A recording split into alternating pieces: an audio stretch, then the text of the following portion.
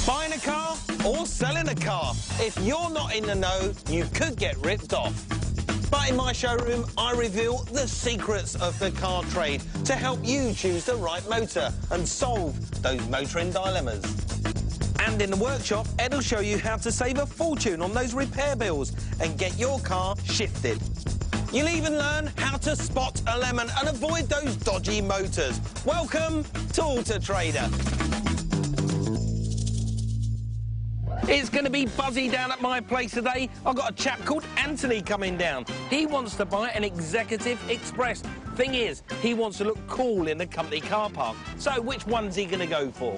Well, I've got someone coming down who's having a spotter bother trying to sell their beach buggy. So I'm going to see if I can wave my magic wand and help them shift it. Plus, could you spot a lemon? Well, this is John, and he's asked for my help deciding whether this MG is a dodgy motor. And I've got some bad news for him. Right then, Ed, let's get to work. First customer in the showroom today is a chap called Anthony. How are you doing, Anthony? I'm very well, Mike. Now, you're looking for a new motor. Yeah, I need a new company car, but I don't want to pay too much in the way of company car tax. I'm probably going to have to do a diesel, to be honest with you. Right. But I want something that looks really cool as well. Right, diesel and cool. Those things usually don't go hand in hand, but I'm sure we can do something for you. How much money you got to spend? I've got £20,000. £20,000, that's a lot of money. Got a part exchange? I haven't, no, that's been given to the underling in the office, so he's got that, so no part exchange. Well, I've got a showroom full of tasty-looking motors. I'm sure I'll find something that'll do the job. Great, let's have a look. I've chosen 3 cars for Anthony to look at. First up, it's Ford's Mondeo in upmarket ST spec.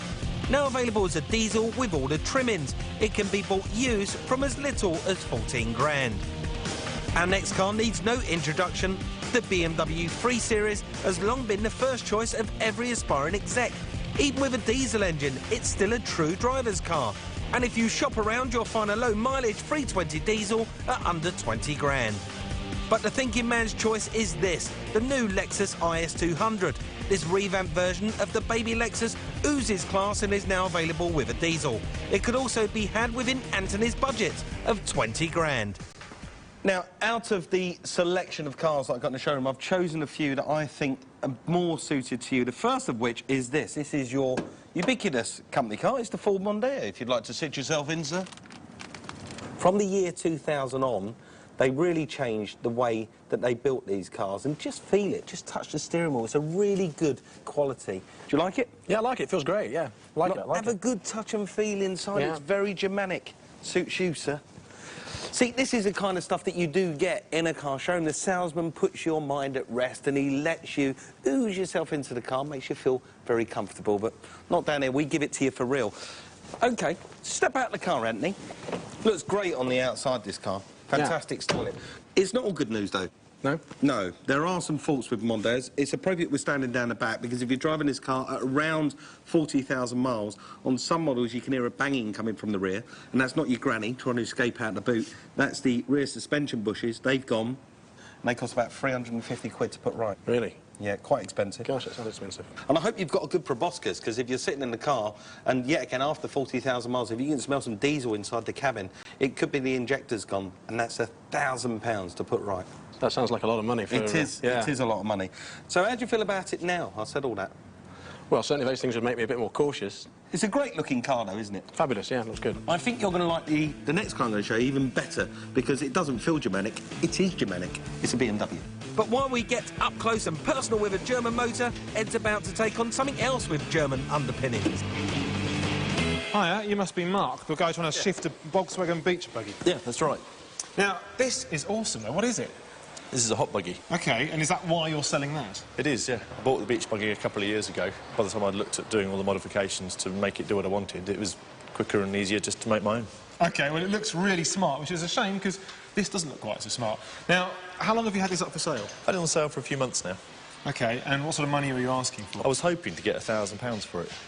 OK, I mean, in this state, that's probably about right, I guess, but, I mean, I think we can do an awful lot better. We just need to make it look a little bit smarter. I mean, you've got this fantastic, lovely chrome exhaust system. Why is this not on the car?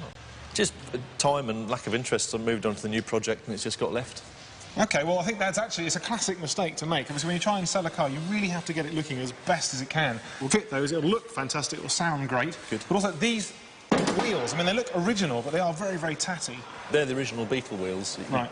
Can we get replacements, perhaps? No, you can't get replacements anymore for that stud pattern. Right, OK. I think perhaps we could be a bit cunning here. If we get them shot blasted and then powder coated, it'll probably cost about, I don't know, maybe 50 quid to get them blasted, probably about 30 quid a wheel just to get the powder coating, but they will look fantastic when they're done, so that'd be superb. Now, you were hoping for about £1,000 with this vehicle, weren't you? Now, I reckon if we spend £300, this will then be worth probably as much as £2,000. Fantastic. That'd be great. Brilliant. Cool. If we want to crack on, do you want to take some wheels off? Yep, give you a hand. Brilliant. The only way to clean up these wheels is to blast them with tiny shot to get rid of all that clag and rust. I'm then going to get them powder coated, which is where dry paint is melted onto the surface to give a strong, durable finish. After that, they'll look as good as new. I'm going to send Mark off to get this work done, and that should keep him busy most of the day.